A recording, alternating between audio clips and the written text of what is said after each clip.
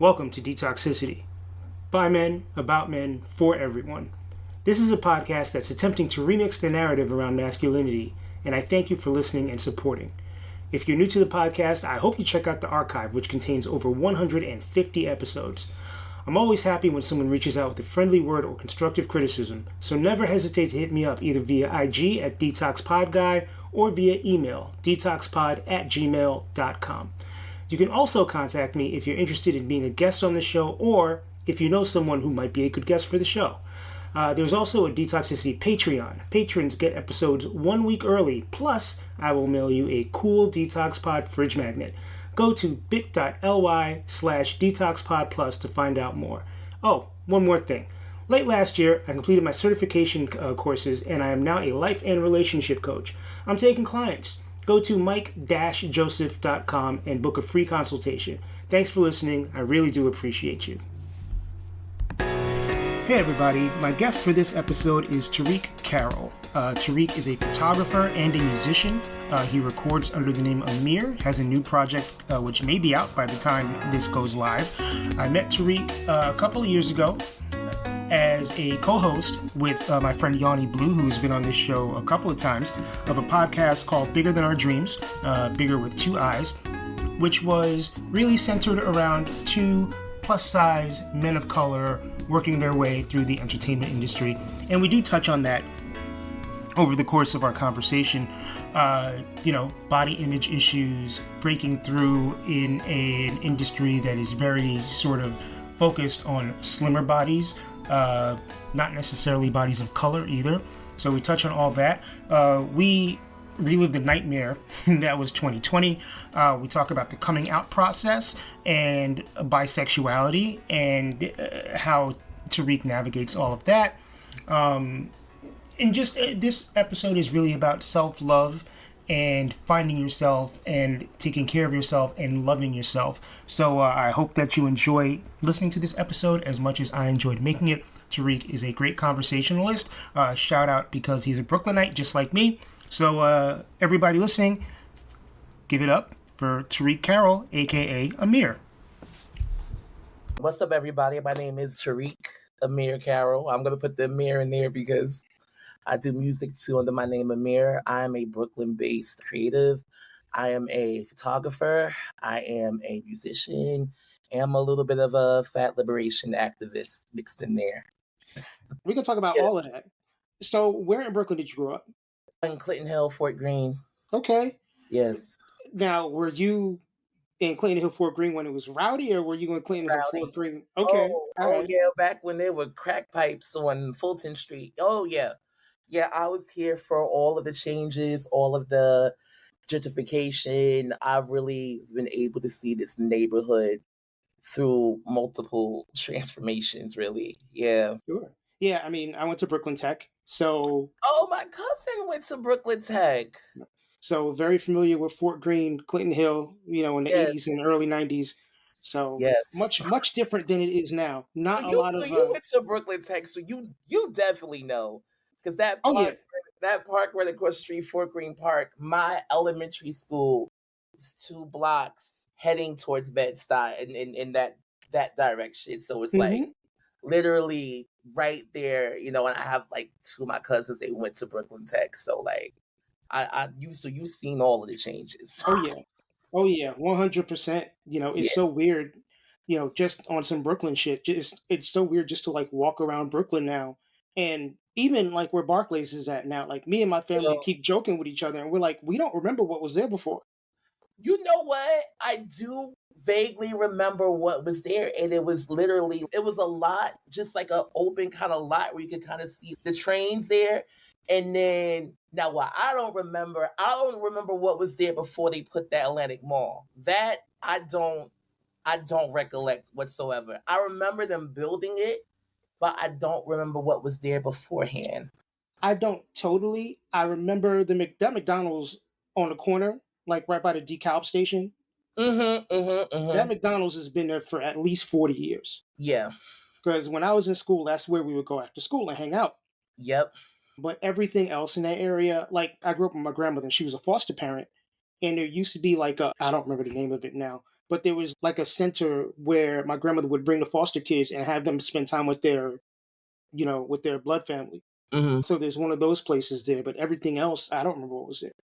It's so different. It feels like I still even look at my neighborhood where I'm at now and I walk down the block and I just like, damn. And it was so funny the other day I went to my supermarket right over here. And this supermarket has been through multiple changes. Like they took it down, bought it back, but then built high rises on top of it. And there was this one lady who worked at the old supermarket and working at the new one. And we kind of just locked eyes and just talked about the changes in the Yeah, neighborhood, and yeah, it's been a lot. it's crazy to think about just over the years. What was your initial inspiration to become a creative? Because you do so many different things from photography to art to music. Wow, that's a good question. I've always been a creative kid. And I don't know if I could say if it was in my blood. My mom's always been creative.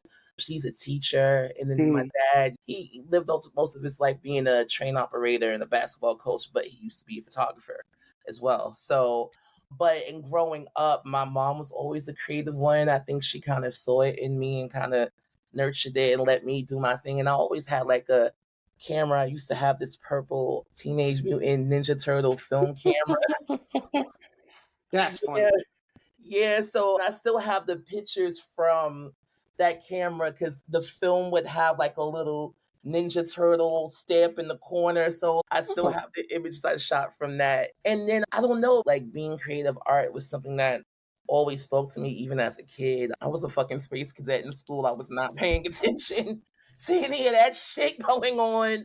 I was always in my own world. And then as I got older, I really, really loved music, not really think I wanted to make it mm. or any of that. And then once I got into high school, boy, another camera. It was just still shooting.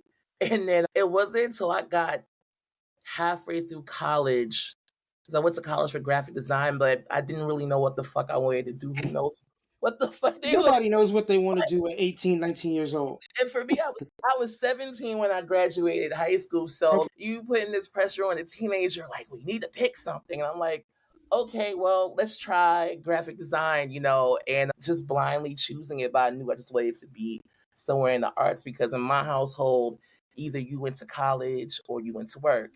Because my mom had her master's and above that. So she was not playing and I didn't want to go to work. So college Okay. college it was. And then in doing that, I had another camera in my hand, and then I had to take a required photography course of graphic design. And I think that kind of just unlocked everything. And then just growing up in New York, working with musicians, shooting musicians, being behind the scenes, shooting B-roll. I used to intern at UMG for Eric Wong. So I did that for a minute and I was shooting, Diana Gordon, and that was a lot of fun. So all of that kind of played a role into me being this hybrid creative of a musician and a photographer because music has always been in my life and photography has always been in my life. And I always just had this knack for wanting to create imagery and sonics pretty much. Do you feel like there's a different part of Tariq that does photography and there's a different part of Tariq that does music, or do you think they Yeah, mix together? there. So yes and no. I like to keep them separate. Tariq is the photographer. He has the background. He's done all this awesome stuff, like GQ, all of that. Then AMIR, like for me, music, even though it's been around, it's a newer medium for me. So it feels more fresh. I'm a little bit more inspired and intrigued in that space. So in ways, being AMIR has given me an opportunity to escape from being Tarik at Mm, times when being Tarik got a little too intense. So they both are outlets that really have poured into me a lot. It's been a huge part of my healing.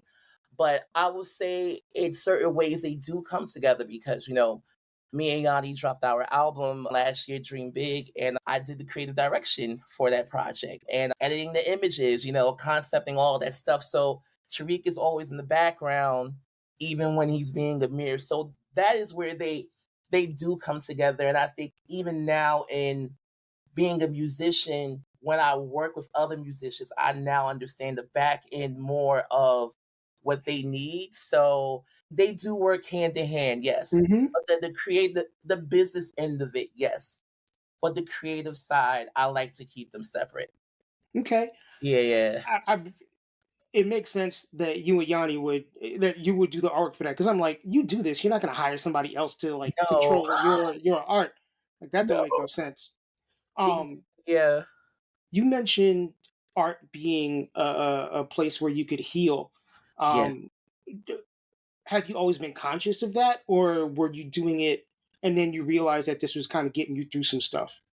I became conscious of it when I dealt with like my first bout of depression in my last year of college. And I didn't realize what it was I was dealing with. I mean, who does? You know what I Right. mean? But I had really bad anxiety, and then, that triggered other things. And I think for me at that time, I needed something to escape. I was 20, 21. I just came out, was just coming to terms with, my sexuality. And grateful that my mom was pretty accepting and chill about it. But just in coming into myself, and I mean, 2021, it's a weird, scary time. You know what I mean? You're figuring out a lot of shit. Hmm. And even at that point, I didn't want to do graphic design anymore. I wanted to drop out of college and go and do photography, but I could not do that. So I had decided to take 18 credits each semester so I could get out in time, which was a lot. So just the pressure of that really triggered a lot of my anxiety and other things. And I had a really hard time my last semester of college, but photography was an escape. There was no expectations. I wasn't being graded for it. I could just create purely from the space of just creating. And for me, graphic design always kind of felt a bit restrictive of what I could do because I wasn't the best at like drawing and shit like that. So with photography and like being a kid that grew up watching all that wacky ass America's Next Top Model and shit, I really was able to create my own world and do set design. It was a really great, not necessarily a distraction, but it gave me something to feel good about that I was creating, that was taking my mind away from the other shit I was dealing with. And then being able to pull that into my work and communicate with what I was dealing with through exploring themes and stuff. So I think at that point, I realized how healing art could be. It really is. I had a guest on recently, and they are very big on having art or having some kind of creative pursuit to complete you as a person almost. Yeah. Like his whole theory, or not his whole theory, but good part of his theory was based around like you can go to therapy all you want, you can learn how to cope, you can do all the things, but unless you have something to do. Woo! That is so real. Yeah, That is so real because I've done therapy. I've right. done, and therapy is great. I would love to go back. You know what I mean? Yeah, But outside of that, you do need to have other coping mechanisms, other tools. And for me, it's always been art. That's even how I got into music back in 2019. Again, I was dealing with some anxiety. My dad, I got really sick. He almost died. So that was a lot to deal with. And then I was dealing with some relationship stuff that was kind of crazy. And then I was not working. Work was really dried up. So all of those things kind of impacted me at once. And I needed to do something to get my mind off of where my life was at that moment because I knew like this is temporary right now. Things are gonna change. You're gonna get back to work. Things are gonna come into place. Right now, you need to just get through this and find something to pour into that is going to pour back into you. mm, And then I started playing around with GarageBand and playing around with chopping up samples and building drum patterns. And that became another thing, and then COVID happened. That was talking about 2019. And yep, COVID happened. yes, it And show did. COVID in Brooklyn, you know what I mean? Which was really scary, and I remember being at home making beats long distance with one of my homies in California. And I remember just being on Zoom with him, and we're just hearing ambulances going by every like 20 minutes. And like Mm-hmm. the level of anxiety that I had, a lot of us had during COVID. Yeah, You me know what I too. mean? Yeah, and the crazy part is we're still unpacking the impacts of We COVID really now. are. We haven't had the opportunity to stop and reflect on the 3 years where shit was crazy. I had Yeah, almost taken it out of my mind for a little bit. But when you talked about the sirens, that brought me right back. Just sitting yeah. here on this couch and hearing And siren just after siren after siren. siren, and then you start to wonder how many of these people made it, how many of these people are okay, and just seeing the numbers of people dying, like Right. it was really crazy, and then it kind of took me back to the feeling of 9/11, but 5 times worse because at least with 9/11 you could still go outside. This was just a whole nother level of just uncertainty. Like, are we gonna go back to normal? Are things gonna ever get back to normal? And the only thing I had at that point, I couldn't be on set, I couldn't do shoots. So I was stuck in this room making music. So and it was a really amazing outlet. Last year, I had a wild year last year. From dealing with a really close friendship going up in flames, feeling betrayed, to dealing with a health scare with my mom, to work being weird again, with the Mm, writer's strike. So I started writing another project alongside of Dream Big that really allowed me to get a lot of that out. Like that project was really a safe space for me to navigate everything else that was right. going on. So for me, art has always been a place of refuge, a place of healing. And I've learned a lot about myself through art, through being an artist. I've learned a lot about myself that I don't think I would have ever learned, or maybe have taken me longer to come to a realization of if I wasn't doing this. Yeah, I mean, art at its best, right? Like art makes you reflect. Hmm. So whether you're drawing or writing or singing or whatever, it's an outlet. Like it's a way Yeah, that you can plug yourself in and get through the things that you're getting through. And that feeling, what you put out might not be a direct reflection of the way that you're feeling, but you can still put your feeling into it. exactly, exactly, Hmm. exactly. Yeah, I gotta ask about fat liberation activists. let's get into it. Let's Let's go. let's talk about that. Let's talk about it. What does that mean? I guess. So, okay.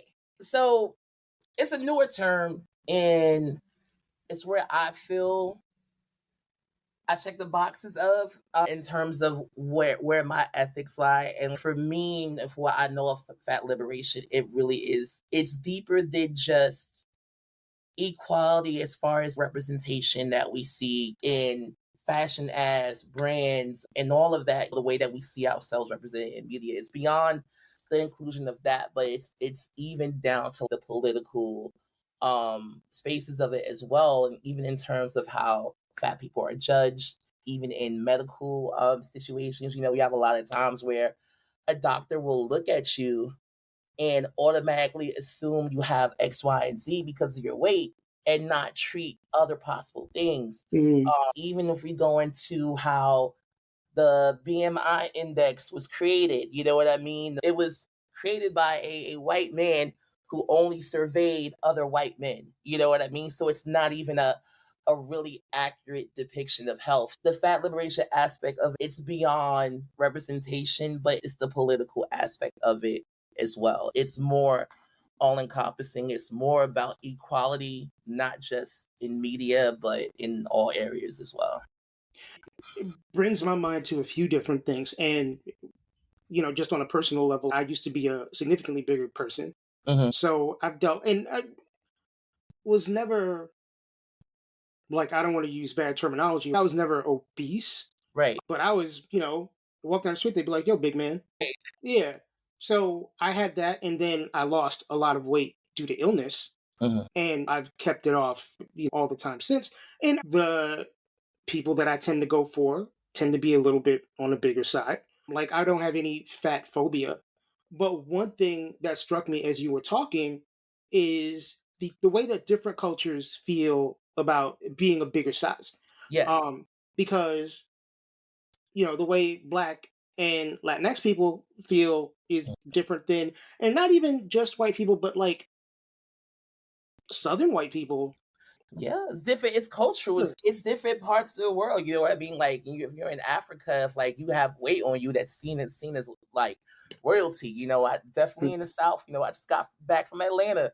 There's definitely more of an appreciation for curvier and larger bodies. So a lot of it really stems from hegemony and hegemonic masculinity. You know what I mean? And a lot of us, we don't realize how much a lot of this shit, it is still tied back to whiteness. And that's the difference between body positivity and fat liberation. Body positivity is for yourself. It's for you to feel good about yourself. That's affirmation, self-care, that's pouring into you. That is taking care of your health. Because I think what a lot of people get misconstrued with body positivity and fat liberation, a lot of critique that I've gotten is you're encouraging unhealthy lifestyles. Like, no, I'm trying to change what you see and what you perceive as healthy, because every fat person is not unhealthy. And that's the thing. A lot of people think being overweight and being unhealthy are the same thing, and they're two different things. Exactly. And that's been the point that I've been trying to drill in with the work that I've been doing with the Everyman Project over the last 6 years now, about 6 years now. And that is the difference, because with Everyman, we started at the beginning of these conversations. And now I feel there are deeper conversations that we need to have in terms of, again, how we get treated medically, really getting into the layers of fat phobia. What is the root of it? Where does it come from? We're really asking those deeper questions than the surface questions that we've been having, the surface conversations we've been having lately. Like, how does it feel to be fat? And we've had those conversations. Right. Now we need to get deeper into the infrastructure of how this really affects everybody. And how have you personally been affected by it? I mean, what was it like growing up? Well, growing up, always been the tallest kid in the class, number one. I've always been a little bit chunky on the heavier side. So growing up, yeah, I always felt different, but also growing up in Brooklyn, it's a different thing because it kind of hardens you a bit. So for me, I already knew going into school, knowing the pecking order and how people would be treated. And I knew I had to be on it before someone would get on me. So Right. I think I pivoted in a lot of ways, being younger, with either being likable or being the funny guy or being the guy you ain't want to fuck with. And for me, I figured out the hybrid of all three. So Right. not that I was entirely exempt of like comments, but I can't Bullying. necessarily say I've been all the way bullied, because I would make my allegiance with certain people in high school. I would become friends with all the girls that were bullies. Right.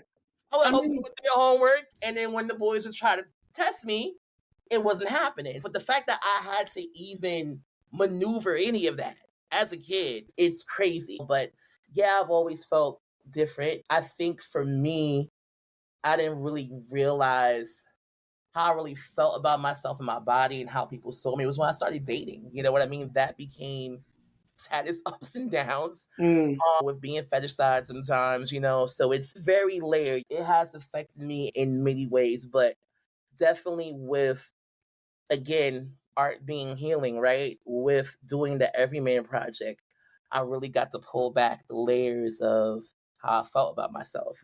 I'll tell a story. It's a little personal, but I'll tell it. yeah. It's like maybe around 2016, I had met somebody. And this was the first time I ever engaged with someone else who was plus size as well. And I had an amazing experience. And it then changed my perception of how I saw myself, because I was like, wow, I had such an amazing time with this person.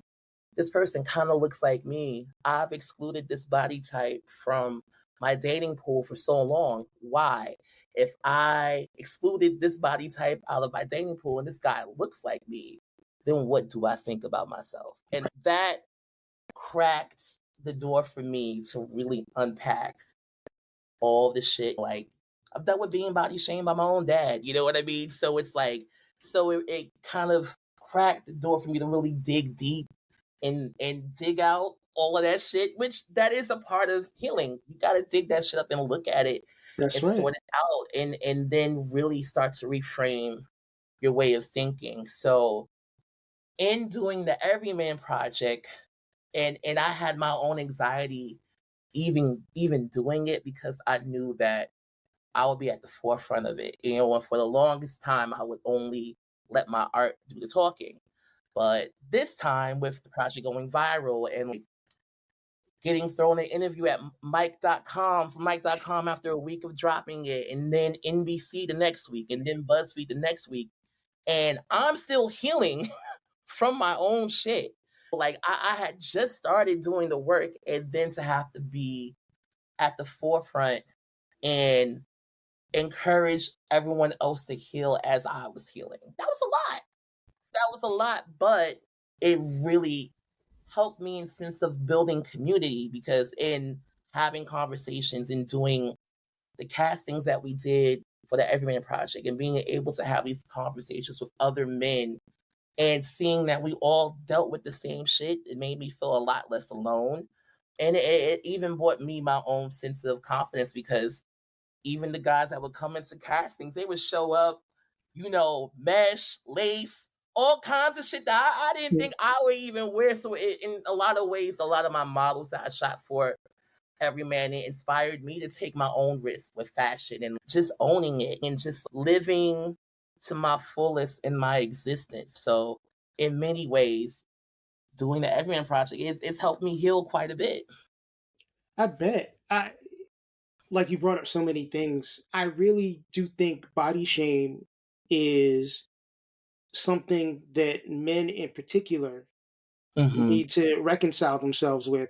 And it's not just the bigger dudes. I Mm-hmm. think it could be anything from your body type to your skin color to your height. Height, Um, all of that. yeah.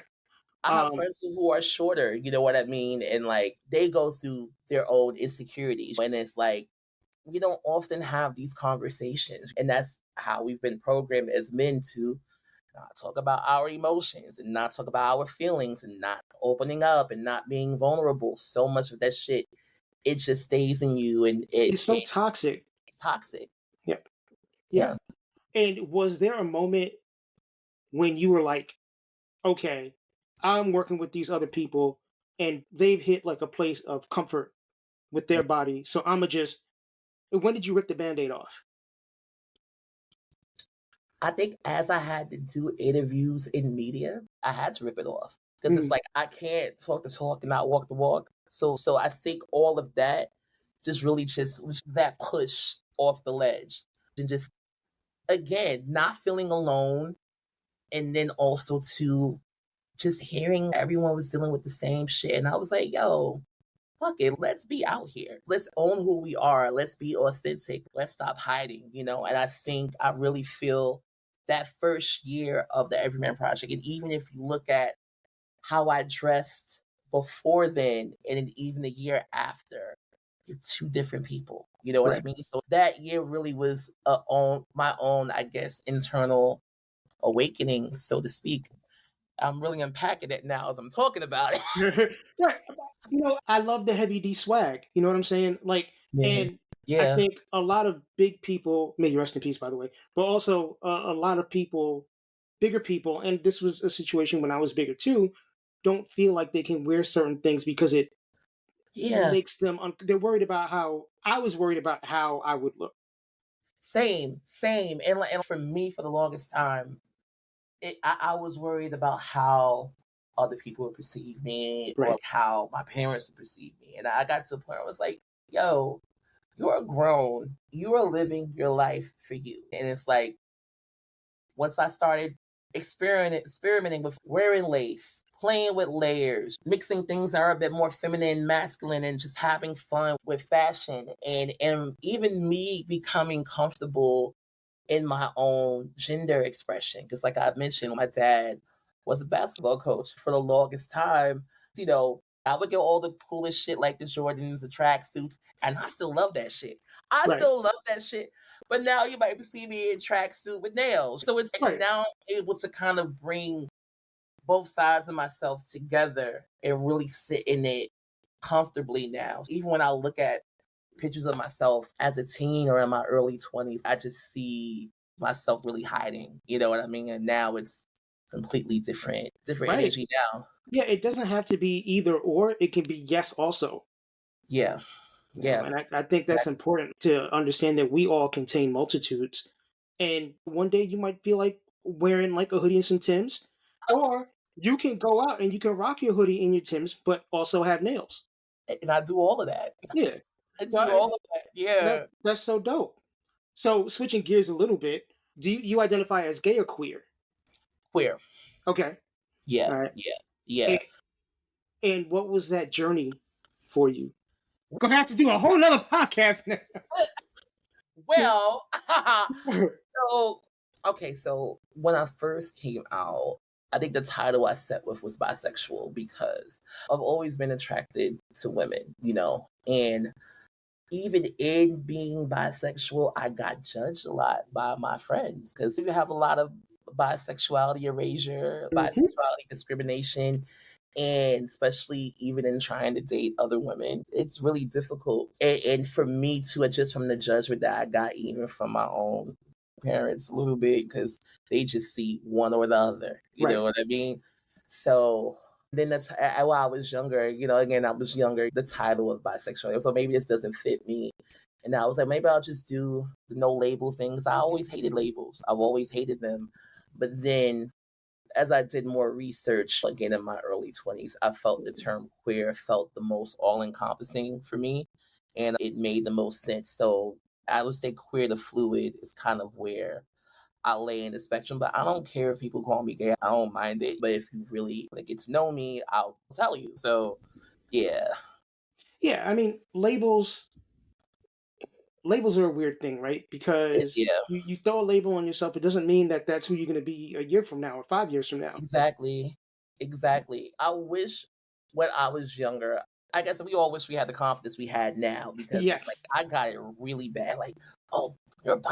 Why don't you just say you're gay? It's like I don't have a problem, but I can't help it that I might see a bad bitch and feel some. You know what I mean? Right. And that's a reality. So it's like if I had little to no attraction to women, then yeah, I would be comfortable. But I do feel there is some nuance in where and what I'm attracted to, and I do feel it is on a spectrum. You know what I mean? So like for me, queer and fluid is where I feel the most comfortable, honestly. It's interesting, right? We've talked about bi erasure quite a bit on this podcast, Hmm. and it sucks. Like, I don't really consider myself bi. I mean, I also prefer queer, Hmm. but if you're a bi man, not necessarily a bi woman, Right. if you're a That's bi man, yes, yeah, yes, yes. straight guys think you're gay, Mm-hmm. straight girls think you're gay, Mm-hmm. and gay guys think you're gay. Mm-hmm. Mm-hmm. and What I have to deal with. and I think there's some historical, I don't know what you want to call it. Speaking for myself, I I side-eyed that for a long time because I would encounter a lot of men who would sleep with me and then Mhm. be like, "Oh, it was an experiment. I'm going back to girls now." And I think that taints a lot of people. It does. Yeah. And I also grew up during a time when there wasn't so much language about people being fluid. Yeah. And also, if you were a guy who was into other guys, there was hysteria around HIV and AIDS. And, Yeah. things are a bit different now. But still, I think a lot of bisexual guys kind of get it from all sides. Because it's like They a lot of do. women, even, are like, well, I won't date you because you're also interested in men. And that's a shame. It is a shame because at the end of the day, it comes down to the type of commitment that you have. If we're monogamous and that's a commitment, cheating is cheating. No matter if you Right. cheat with a With a man, guy or a girl or whatever. like Anything. whatever. Yeah, Yep. it doesn't matter. Cheating is cheating. And I think again, all of that still goes back to hegemony, hegemonic masculinity. You know what I mean? How women see other men who engage sexually with other men. And it's like, that is something that needs to be seriously unpacked. It You really know, does need to be reevaluated. yeah, it does. You talked earlier about fetishization. And I feel like you have it coming and going because your size is likely a point of fetishization for a lot of people, and your skin color is a point of Yeah. fetishization from a lot of people. So how do you deal with that? I think I deal with it on multiple layers. Skin tone, yes. Body type, yes. But I even think visually because, people may see me as androgynous because I have a higher voice, I have really soft features. So with specifically DL men, they see me in a different type of light. You understand what I'm saying. Definitely understand what you're saying. So it's fetishized on from multiple angles. It does make it really hard with dating. Even beyond that, even just on like engaging sexually with other people, it does make it more difficult. It does make things more nuanced, and it does make it harder to really trust people, honestly. So yeah, it definitely comes with its challenges, and I'm still learning how to navigate all of that shit. I can navigate it better now because I know what my standards are. I have a lot more confidence in myself and shit that I'm not going to tolerate. So, Right. and that's something that I had to really build in my own self-worth and really doing that work. And unfortunately, a lot of people don't really do that work or really get to the level of self-awareness to realize that I deserve more than just being somebody's fucking fetish. Mm-hmm. Mm-hmm. It does take an incredible amount of self-awareness, and you have to make some decisions that you might not necessarily want to make Yeah. just for the sake of standing your ground. You know what I'm saying? Yeah. Yeah. There's this book I read many years ago called Hung, and Mm-hmm. it's by Scott Polson Bryant, who is a queer black writer. And he's also a bigger dude. I haven't Mm-hmm. seen him in a long time. I think he's still a bigger dude. And he talks a lot in his book about fetishization. And it was the first time that really wrapped itself around my head. And from the point that I read that, and I'm very open minded. I don't have racial restrictions on the people that I date. Mm-hmm. Um, but the second somebody hits me on an app or something like that that is not black and says some shit about black dick or whatever, that's a swipe Oh, left. no, absolutely not. No, Yeah. because Yeah. they ain't fucking with you. They fucking with your skin color. That is real. And I've had a lot of friends who have dealt with that, and I've seen some of them entertain it. And then I've seen some of them stand on it and not. You know what I mean? And it's like, for me, that's a hell no. Hmm. It's a Same. hell no. Because that in itself, it doesn't feel good to be reduced down to that, Right. especially by a white person. Yeah. It does not fucking feel good. You know what I Right. mean? It I, doesn't. it definitely feels worse from a white person. It I have does. heard it from non-black, non-white people too. Yeah. Yeah. Yeah, yeah, um, I have to. but For me, it's an automatic block for me. As soon yeah, as I block, yeah, didn't see that, you don't exist. Block. yeah. I mean, Yeah, that's what you got to do because I yeah. don't know. Like, I don't need dick so bad that I'm trying to like uh reduce myself It's for never the that sake of having serious. an orgasm. It's not worth it. It's I'll go not. home and jerk off. It don't matter. You go home and handle your own shit. At the end of Yeah. the day, you'll feel better about it too. Yep. Yep. It's Take a damn crazy. cold shower, child. Cold showers. Oh. Yes. Um. So, how did you and Yanni hook up? I don't know if we talked about that when the three of us did your podcast together. I don't think we did. So Yanni found me through Instagram, through the Everyman Project. And then what was really interesting as well, he was creating a playlist and he had a song that I had produced for another artist on his playlist. So he realized I was Tarik and AMIR. We just kind of connected virtually for a while because I think we found each other around 2021. And then last year, when he was in New York for a bit of a sabbatical away from LA for a bit, he had left LA for New York last year. Then he did go back. But while he was here, we really got to connect. We got to hang out, got to go to some museums, see art, and just really connect over our love for pop culture, pop music, and really still have this really dope synergy. We have a recording session tomorrow. No dope. Yeah, we're working on some more stuff. But we really got to connect, not just as musicians, but just as two queer Black men growing up in New York City. And it was so interesting. There were a lot of instances where we were in the same space and didn't even know each other. Mm. There was a lot of that. And we really realized how much we had in common. And we just came together and created a really fucking dope ass body of work called Dream Big, which y'all could go out and stream right now. Yes, sir, we should. Yes. And Yes. and how did like the bigger than our dreams concept, like the podcast and everything, how did that come about? Yanni came up with the concept for the podcast. And for me, potting was entirely new for him, but definitely entirely new for me. And I definitely had some of my own apprehensions at first going into it, just from a lot of the previous work I have done with Everyman. Like, I have people who steal my content and make hate videos on me. Oh, Like, that's not cool. you can literally look up Tarik Carroll on YouTube and you could just see videos. Like, I've even had whole conservative platforms do a dissection on the fact that I'm trying to corrupt, man, just dumbass, wild This shit. shit, and for me, I was like, okay, well, this is an opportunity for people to steal my content again. This is an opportunity for people to dissect my shit. And it came with a lot of anxiety, and then also to figuring out doing potting as AMIR. You know what I mean? Because again, Tarik Carroll is the activist. Tarik Carroll does the Everyman Project. And figuring out my footing as AMIR, doing the podcast, it came with some anxiety, but we did get into a groove. It was a lot of fun. It was definitely a lot of fun doing the podcast. Yeah, y'all Yeah. talked about, and again, there is so little representation of bigger sized dudes, bigger sized queer dudes, bigger sized queer Yeah. Black dudes, bigger sized confident queer Black dudes.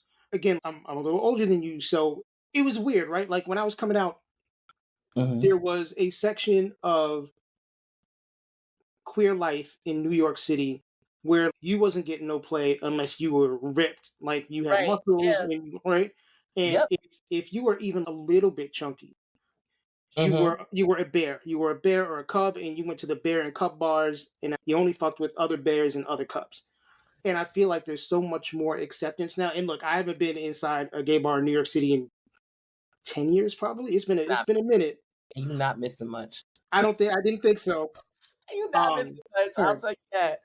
but I would like to think that the focus isn't so much on having the typically, the stereotypically ripped up body, the muscles and all that shit. And dad bods is a thing now, I guess.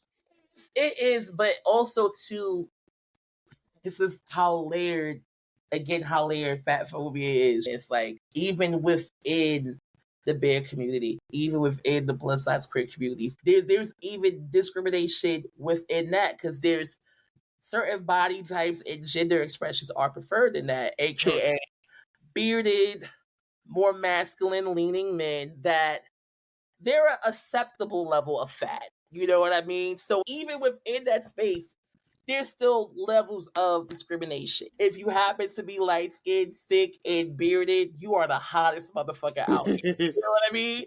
But if you start to lean over 300 and you're not a muscle 300 and you start going, it's so many different layers in it. Or even if you are that weight and you're not super mask and you're super femme, you get treated a different way. So we've been programmed as queer people of color, to hate ourselves so much that even in spaces that we create that are supposed to be safe for us, they're not that safe for us. Right. Well, you think about what stereotypical queer male culture is right now. All the language, everything came from queer men and straight women of color. Yeah, Absolutely. and people don't really recognize that.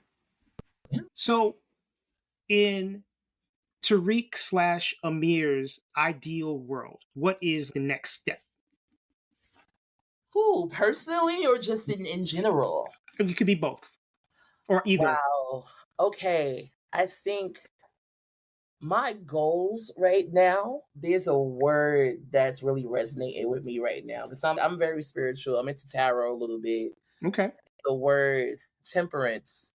And that's the word that's really sitting with me right now is discipline, knowing how to manage your emotions in a healthier way, and really just finding and achieving balance, you know? So that is something I'm very intentionally pouring into in 2024 is to really achieve more balance overall in finding happiness, in finding joy and appreciation in the smaller things because again, just being black, being queer, there is a pressure on us to be the best at everything because if we're not going to be seen. Right. And that's a unhealthy expectations that we put on ourselves, you know. And that's something I'm working on unpacking. And even in seeing all of the things that I've been able to accomplish in the past 6 years from the Everyman Project going viral as it did to shooting a 3-page spread in GQ France showcasing 2 plus size men of color. Like it's unheard of. I've broken a lot of barriers and then still feeling like I haven't done enough. And I'm unpacking that because I've done quite a fucking bit. Right. So now I'm in the space of really getting to what makes me happy and finding the balance, you know. So that is my goal for this year, but that definitely includes again, I want to travel more time to myself to travel. Um Trying different cities, meeting new people, getting out of New York more as much as possible. I just got back from Atlanta. I had a great time out there. Atlanta's great. It was a great time. I'm looking forward to going back and more collaboration. I want to collaborate more musically.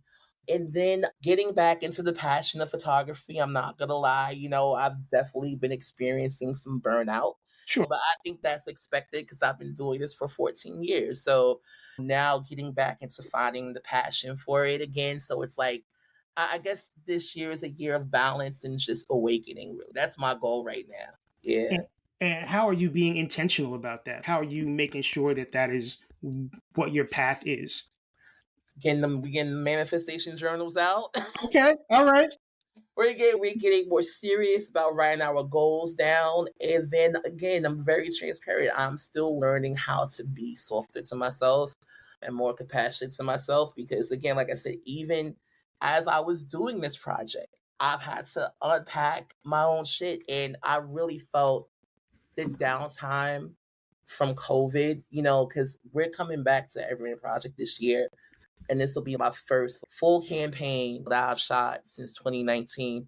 And we've done smaller things here and there, but I really realized how much I still needed to heal because, again, being thrown into the press of it all and it being as big as it was, I really need a minute to sit and really heal from the rest of this shit. I healed from a good deal of it as I was doing it, but what I'm realizing with healing, it does require some time of stillness Mm. and it does require some time of sitting with them emotions and getting to root of where they came from and sorting through it. So I think with the time off that I had from Everyman, I feel a bit more inspired to come back to it. And again, this year is really about finding balance and being as intentional about it as possible. And then being softer to myself as well, you know, giving myself grace, but also to pushing myself to get shit locked in and done. So it's again balance, Right. balance, It's balance. such a Yeah, delicate balance.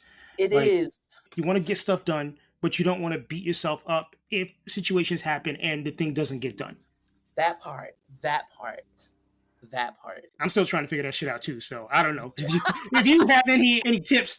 I'm struggling. Right. I'm trying my best. I have had my wins and I've had my losses, but what I really think has been the most helpful again is my meditation, my spirituality. Like definitely this week, you know, getting spent a bit of a week, so definitely getting up and just really doing a gratitude meditation in the morning, just really thinking about all of the things that I am immensely grateful for. Mm. That's really a great space to start and just really starting off my mornings a lot more intentional. It's been a great help. I had a little anxiety the past few nights, but I turned my phone off and put it in my drawer and set a separate alarm. Good for you. And for me, I have to set that boundary because as I'm getting older, I don't know if this is a good or bad thing, but I'm realizing how much I like sitting by myself in silence sometimes. There's nothing wrong with that.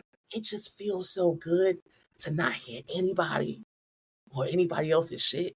We Just are around noise so much. all day. And for me, I'm a big giver. You know what I mean? It's like I'm the friend that a lot of people call to kind of vent to. And then for me, just in learning life and navigating friendships over the past few years, it is important to set healthy boundaries. So, Yeah. cutting my phone off, putting that shit in the drawer, closing my laptop down, setting a separate alarm. And my new rule now is that I'm not going to touch my phone until I have drunk at least half a liter of water Okay. and I've at least done one meditation. I will not turn my phone on. And that is my new rule because I deserve that. I deserve that every fucking morning. This world is fucked up and chaotic. So we need to be able to ground ourselves. It's just the reality of it, And it's like, I'm writing this shit down. yes, like I don't even know if I have like a mason jar and I fill that whole shit up with water and I chug that shit down. I take my medication. I meditate. I do a gratitude meditation in the morning. I do not touch my phone until I do it. I love that. It's definitely changed my mornings. Because you know how it is. You wake up, first thing you grab your phone, you in emails, you looking at your bank account, you looking at bills, and that shit enough Yep. puts you in a space. Yep. And again, that shit's not gonna go away. It's still there. But Right. why start off your morning like that? You know what I mean? And my cousin, who is a therapist and a life coach, and I'm grateful that she's doing her name is Ayana Johnson. Check her out. She's doing really dope content. And she had posted a video about having anxiety and ruminating. And she's a therapist herself, so to hear her own struggles, but also she said something that really resonated with me and how to really rewire your thinking. And she was like, as people deal with anxiety, we overthink every second of the day. Now, what if we take that instead of ruminating on the negative outcome, let's try to flip it and ruminate on the best possible outcome. Mm-hmm. I mean, let's shift the energy of the rumination. And that is something that really sat with me last night when I saw that. And I was like, you know what? Let's start off these mornings better. No matter how the fucking day is up, at least I could say I did my best to start off my morning with ease and joy. And that's That all is we so need for important. ourselves. Yeah. That is so important. It is. I think a morning routine is just important as a nightly routine. You know what I mean? I know Yanni, he meditates in the morning as well. I think he does his morning pages. For me, it is gratitude meditation. It is hydrating myself. I have a few money manifestation tapes I might put on. So it's like I gotta have some sort of ritual. When it was warmer, I would go out, I would do that and then take my walk. Okay. So now we ain't walking as much as it's freezing. No, But it's cold outside. we get up, phone is off. The phone off at night, that is key. That is key. So it's been a life changer. It's been a life changer. And I was good at it for a while, and then I stopped. And I usually keep my phone in another room overnight. But I have a laptop in my room. So even if I want to check what time it is, I'll lean over and hit the space bar on the laptop and be like, oh, it's 6 o'clock. Yeah. I would like to not look at anything. Me too. Yeah. And even if I put my phone in another room, sometimes I leave it on. So like I have somebody that texts me early in the morning, I'm gonna hear it and wake up, and then you jump right back into the phone routine. So I'm going to take your advice. Yes. Mhm. I promise you, do it the last 2 nights. It's done wonders. All right, my man. Yes. All right. Well, I don't know if you had anything else you wanted to talk about. I think I definitely let the people know. Yes. I'm putting out some new music. Okay. I'm dropping a project. It is called Three of Swords. And again, I'm very into tarot. So Three of Swords is a card that represents anxiety, intrusive thoughts, being trapped in your mind, grief, loss, but also to, again, being trapped in your mind and not necessarily seeing the silver lining in a situation. You know what I mean? So the project itself, it's a bit of R&B, electronic, it's a little dance, it's a little punk pop. It's really a hybrid of different textures that really kind of document processing, like grieving a relationship, what that Okay. feels like. So, me, I'm gonna throw some fun in there. We're gonna cry, but we're gonna shake some Yeah, ass. you can't cry for 45 minutes straight. We're gonna shake some ass, but this is some of my most honest work sonically. And yes, I do have a little anxiety about people hearing it because this is the most sharing I've done sonically. And I think when you share and you share from a space that is authentic, it is scary, but I do feel that people hearing this music, they're gonna have something that they can really relate to. Nice. So And you come from a place of transparency in everything else you do. So yes. I empathize with your anxiety, but you're gonna be all right. I think so. I feel good about it. I think in writing this project, it's been very healing. You know what I mean? And really getting the shit out. So it's been a great time. I've been working on it with one of my best friends. His name is Cold Press Poppy. Really amazing producer based out of Virginia. And he really pulled me together during a time that was really rough. Good to have people, amazing support system. And then to have someone like that who is also a producer, you know what I mean? And to be able to vent about what I'm dealing with, vent about what's going on, to take those stories and put them into songs was really a healing experience for me. So I'm really excited for y'all to hear this body work. I love it. I'm looking forward to hearing it. So first of all, I want to thank Tarik for being so forthcoming on the podcast and speaking so honestly. It is the hope that all my guests do that. Tarik definitely came through on that. If you want to know more about Tarik, there are plenty of places you can follow him. You can follow the Everyman Project on YouTube. Also, congratulations. I saw some of his photography work online on GQ. So shout out to you for that. You are on Instagram. You can follow him at either Tarik Carroll, that is TarikCarroll, or you can follow him at AMIR.stay.fly, AMIR STAY.FLY, both on Instagram, both really good follows. Thanks again, Tarik, for taking the time to be on this podcast, and hope to have you back soon. Thank you for listening to Detoxicity. I hope you found this particular episode interesting. And if you are new, I hope you go back and listen to all of the older episodes. Once again, my name is Mike Joseph. I am the host and producer of this show. And there are a lot of things that you can do to continue to support our mission, continue to support this podcast. Follow me on social media. I am on Instagram, Twitter, and I'm on TikTok as DetoxPod Guy. You can also send me an email if you'd like. I'm at detoxpod@gmail.com. I am always on the hunt for people with interesting, inspirational, and powerful stories. So if you know somebody who fits that bill, or if you yourself fit that bill, please don't hesitate to drop me a line via email or via social media. Please make sure you subscribe on your podcast platform that you're listening to this on. Rate, comment, help a brother out, help us move up in the rankings. Follow me on social media. Like I said, follow our Patreon, or subscribe to my Patreon, actually. Patreon.com/detoxicitypod. You get access to exclusive episodes. You get episodes a little earlier than the general public. You get a cool ass sticker, lots of stuff. Once again, patreon.com/detoxicitypod. Quick shout out to Calvin Williams for providing the music and doing his magic on the logo, which was originally designed by Jacob Block. I thank you all for listening. I wish you all the best. Please take care of each other. Till next time, peace.